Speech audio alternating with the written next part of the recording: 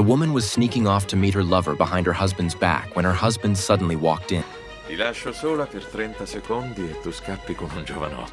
It started when she was on the phone with her lover and her husband, Paul, came home unexpectedly. She hurriedly hung up and moved in front of him. Paul noticed her odd behavior and grew suspicious, but he didn't confront Amy right away. He decided to investigate quietly. The next day, while Paul was at work, Amy went to an abandoned warehouse to meet her lover, Jack. Their intimate moments were photographed.